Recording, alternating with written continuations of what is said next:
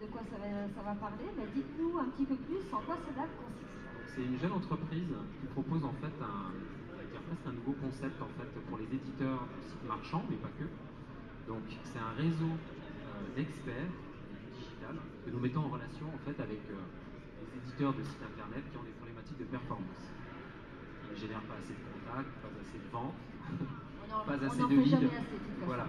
Et donc, je disais un nouveau mode de collaboration parce qu'en fait, nous allons monter en fait des équipes sur mesure avec des indépendants qui sont chacun experts en fait dans leur domaine, dans l'analytics, dans la B-testing, dans le SEO, dans la production de contenu, dans la personnalisation du contenu du site. Voilà. Donc, Conversion Booster, c'est ça, c'est monter finalement une équipe, une espèce de dream team, j'allais dire en fait, pour optimiser le taux de conversion du site internet. Donc vous, finalement, vous êtes presque l'architecte où, dans la mise en relation, vous allez identifier le besoin du client, comme on fait toujours évidemment, et selon son besoin et l'expert dont il a besoin lui, vous lui évitez tout le choix des agences et c'est pas forcément à qui s'adresser. Et vous allez trouver finalement les bons experts et vous allez jusqu'à organiser les rencontres, vous allez jusqu'à organiser le planning, ça va jusqu'où finalement? Alors en fait, comment ça se passe nous gérons donc le réseau, donc nous nous occupons en fait en continu de recruter des experts chacun dans leur domaine, en restant vraiment sur cette problématique de conversion. Je précise, nous ne sommes pas une agence digitale classique, nous ne créons pas de site internet, nous ne faisons pas des campagnes marketing, j'allais dire standard pour amener du trafic. Ce qui nous intéresse, c'est vraiment d'optimiser un site tel qu'il est en place. Parce que, la problématique pour les éditeurs de sites internet, c'est qu'ils ont déjà investi, de manière conséquente en fait sur leur site internet pour le maintenir, pour faire des campagnes et amener du trafic. Mais on le sait aujourd'hui, malheureusement, les taux de conversion des sites moyens en France et en Europe, c'est entre 1 et 2 %. Ah oui, donc elles sont déçues quoi déjà. Donc dans un voilà, premier temps. ce qui les intéresse, c'est déjà de rentabiliser en fait leur investissement.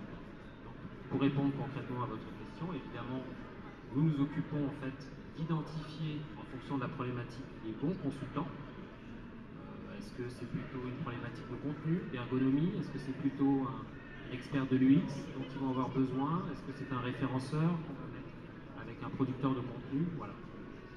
Et nous nous occupons aussi du suivi du projet. Voilà.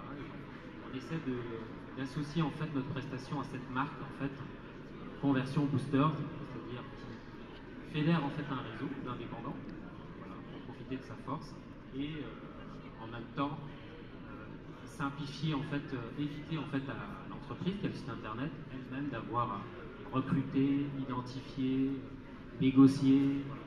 Oui, parce que c'est vrai qu'on en parlait encore hier avec notamment Adelium et Julia Verne, parce qu'ils sont eux experts de l'UX en l'occurrence. C'est vrai qu'on a beaucoup de gens, je pense plutôt des freelances. Alors vous déjà, vous les recrutez, vous les recherchez. Effet, ouais. Ils viennent vous voir ou c'est vous qui allez les chercher? C'est un travail c'est les deux. C'est un travail de longue haleine. On fait jouer notre propre réseau, mon associé et moi-même, qui est juste à côté, Adrien de Turcaille. Donc à la fois nous allons en fait recruter des nouveaux consultants. Vous les trouvez comment? Par le réseau, c'est par le bouche à oreille, par notre réseau professionnel. Nous sommes tous les deux en fait des experts déjà un petit peu anciens du digital. Nous avons nous-mêmes constitué déjà un réseau en fait par notre parcours. Voilà, vous êtes déjà parti sur votre réseau à vous. Tout à fait. Et après, vous avez aggloméré des nouvelles compétences, des nouvelles personnes. Et c'est vrai que justement, ce qu'on disait hier, c'est que quand on est éditeur, comme c'est mon cas en l'occurrence, on se rend compte que quand on appelle des experts plutôt pointus, la discussion, elle est très technique. Et on se dit, ils ont un petit peu du mal en fait à identifier le vrai besoin de l'éditeur. Donc vous, si je peux aussi bien comprendre cette valeur ajoutée, c'est de dire, comment dire, c'est difficile d'envoyer un technicien mener un entretien de vente en fait, et un entretien de découverte. Et vous faites cette partie, cette interface. En fait, voilà, alors c'est exactement ça en fait. En fait, finalement, on est presque comme un cabinet de conseil digital, d'accord? Simplement, on va activer en fait les vrais experts qu'on va mettre en relation en fait avec les éditeurs. Ça se fait en toute transparence. On ne fonctionne pas, j'allais dire, malheureusement comme ça se fait dans certaines agences qui, voilà, sous couvert du fait qu'elles maîtrisent un certain nombre d'expertises, seront sous-traités Oui, c'est ça, de ouais. manière. Ouais. Voilà. Donc nous, ça se fait vraiment en toute transparence. Oui, puis vous dites tout de suite aux clients, nous, notre métier, c'est pas de l'opérationnel, c'est pas de faire des choses, c'est que notre métier, c'est bien de trouver le bon expert En fait, fonction c'est de votre d'apporter, vrai besoin. c'est vraiment d'apporter des solutions concrètes aux éditeurs. Voilà. Leur éviter, évidemment, il y a déjà des plateformes, hein, l'entrepreneuriat Des ou gens comme ça.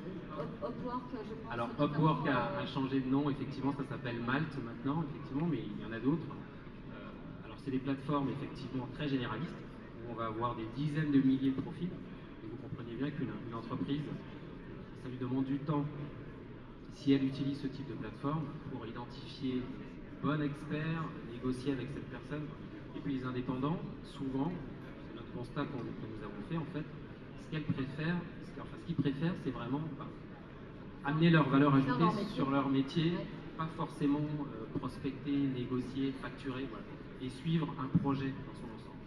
Donc on apporte à la fois ce conseil et cette gestion de projet opérationnel. Oui, puis vous, ce qui est bien, c'est que vous traduisez en fait le besoin en expertise et vous traduisez l'expertise dans un langage, on va dire, courant. C'est ça. Pour l'éditeur qui lui, et parce que quand on fait appel à ces plateformes-là, parce que du coup je connais un petit peu le sujet, parce que nous on fait la même chose dans une des entreprises, sur la partie plutôt gestion, rentabilité des petites entreprises, on les met en relation avec des experts, et on se rend compte que ce travail d'interface, finalement, c'est que même si on faisait appel à des plateformes comme Malte, ça ne change rien en fait que quand on reçoit l'expert chez nous en tant qu'éditeur, il va nous parler un langage très technique et on ne va pas forcément comprendre sa valeur ajoutée, parce que lui, comme c'est un technicien, il va vraiment avoir, enfin j'insiste un peu là-dessus. Non mais c'est important parce que c'est vrai que c'est... Et votre métier, aussi, c'est ça finalement. C'est exactement ça. J'allais dire c'est du gagnant-gagnant.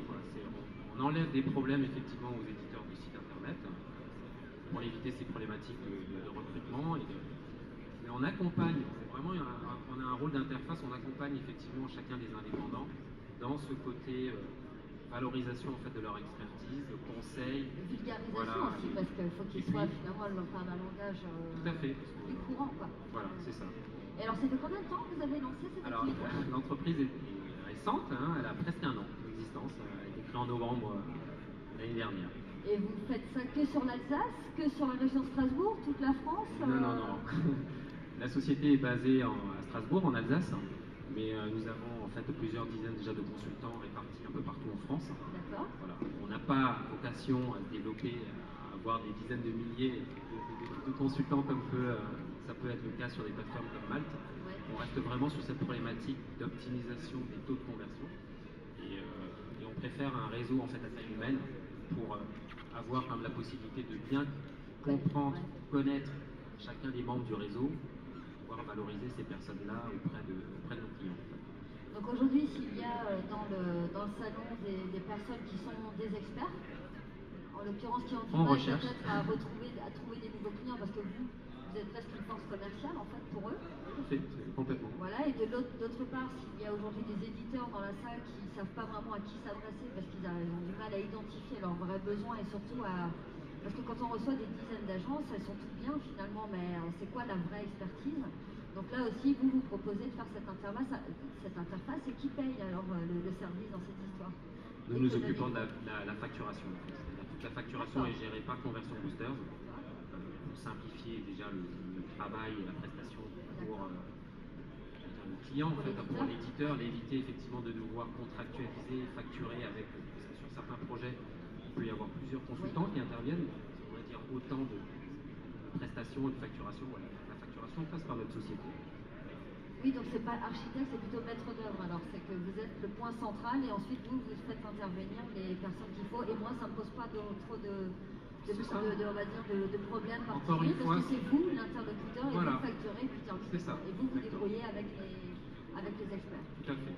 Très bien. On vous souhaite en tout cas un bon démarrage parce que vous êtes encore en phase de lancement. Tout à fait. On commence et j'en profite juste pour signaler que s'il y a des personnes en fait sur le salon qui ont encore un petit peu de mal à la compréhension de notre métier, en fait, qui s'appelle finalement du CRO. On se rend compte qu'il y a encore besoin d'évangélisation et d'explication en fait, sur cette démarche. En fait. On organise un petit quiz qui permettra en fait, de gagner un audit gratuit de son site internet. Voilà. D'accord. Et vous êtes pour ça, on est situé près de l'entrée en fait du salon, sur la gauche quand on rentre, Ouais. place 23, dans l'espace startup. Voilà. Et quand on dit un audit, ça veut dire vous regardez mon site web et vous me dites on peut agir va- là-dessus ou là-dessus. Nous allons effectivement analyser en fait le site internet pour identifier en fait des pistes d'optimisation. Tout de suite, Voilà. quoi. Il y a plein de choses en Il y en a général, plein, je simplement en auditant et en prenant le temps de bien le faire pour trouver des pistes si c'est au niveau de l'ergonomie, au niveau du contenu, au niveau de la vitesse de chargement. Beaucoup d'éléments en fait, Et on en trouve toujours. et il y en a toujours. Voilà. Et la piste numéro 1 que vous identifiez la plupart du temps, c'est quoi? Je ne peux pas Il n'y en répondre, a pas il n'y en a pas une. sur laquelle on Chaque site est vraiment différent et puis chaque site a un objectif différent. Donc quand on fait du CRO, c'est vraiment en fonction de l'objectif principal de chacun des sites et de trouver en fait une bonne piste d'optimisation. Et je préciserai en plus que c'est pas forcément que le site qui est important, en fait, c'est tout le parcours utilisateur. En fait. Et ça démarre avant largement et surtout après. On parlait de personnalisation tout à l'heure, par exemple. On le sait aujourd'hui, effectivement, le nerf de la guerre, en fait, les sites qui transforment, c'est les sites qui ont un contenu vraiment adapté au profil de l'internaute. Donc voilà, ça nécessite d'étudier le site dans son ensemble. Voilà. D'accord, très intéressant en tout cas parce que je pense que c'est effectivement un vrai besoin. Il y a tellement, il y a pléthore d'offres d'experts de plus en plus et les éditeurs ont connaissance maintenant beaucoup plus qu'il y a quelques années de l'enjeu du web. Et donc, je vous souhaite vraiment de bien percer dans ce domaine-là et puis à très vite alors. Merci, bonne journée.